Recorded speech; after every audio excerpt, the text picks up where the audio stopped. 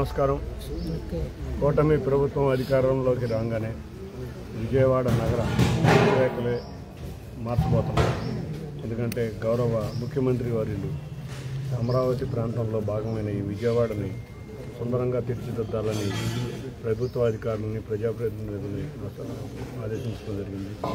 దానికి అనుగుణంగానే ఎమ్మెల్యే గద్దె రామ్మోహన్ రావు కానీ, ఇక్కడ కాలనీ రావు గారు కానీ, ఈ శ్రీనివాస నగర్ కాలనీ, అంతేకాకుండా భారతీనగర్ కాలనీలో ఎన్నో రోడ్లు చేశారు. దానిలో భాగంగా ఇవాళ ఈ 2 రోడ్లకి 2 కోట్ల మున్సిపల్ కార్పొరేషన్ నుంచి సుమారు 2 కోట్ల రూపాయల వరకు శాంక్షన్ చేసి రోడ్లు ఇవి బాగు చేసే పనిలో ఇక్కడ పనిచేస్తున్నారు.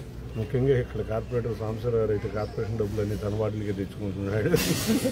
అంతే కాకుండా సమగ్రంగా విజయవాడ డెవలప్ అయ్యే విధంగా సమగ్రంగా ప్లానింగ్ చేస్తాం. మొన్న కూడా మంత్రి నారాయణ గారితో అధికారులు అందరితో నేను గద్దె రామ్మోహన్ రావు విజయవాడలో ఉన్న ఎమ్మెల్యేలు అందరూ కూర్చుని ఇక్కడికి అవసరమైన డ్రైనేజ్ కానీ ఎస్టీపీ కానీ ముఖ్యంగా ఈ ప్రాంతంలో ఉన్న నోవాటెల్ దగ్గర 2 ఫ్లైఓవర్ మధ్యలో ఉన్న ప్రాంతంలో నీరు నిలిచిపోతుంది. దాని మీద దృష్టి పెట్టాలని సీరియస్గా చెప్పడం జరిగింది. అంతేకాకుండా ఫ్లైఓవర్ల మీద నుంచి కూడా నీళ్లు వచ్చి రోడ్ల మీద పడుతున్నాయి.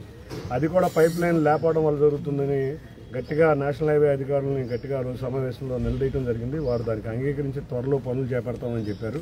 అంతేకాకుండా బెంచ్ సర్కిల్ నుంచి కూడా డ్రైనేజ్ పనులు ఇమీడియట్గా నేషనల్ హైవేస్ వాళ్ళు స్టార్ట్ చేయాలి. అది కూడా ఒక 4 రూపాయల్లో అది కూడా కార్యరూపం దాల్చబోతుంది. తప్పకుండా ఈ విజయవాడ నగరం ఆధునీకరంగా సుందర నగరంగా తయారు చేసే కార్యక్రమంలో మేము అందరం కలిసికట్టుగా కృషి చేస్తున్నాం. అదేవిధంగా గద్దె రామ్మోహన్ రావు గారు ఏ విధంగా నడుస్తున్నారో అదేవిధంగా తూర్పు నియోజకవర్గంలో నేను కూడా ఈ కార్యక్రమాల్లో పాల్గొంటున్నానని అందరికీ తెలియజేస్తాను.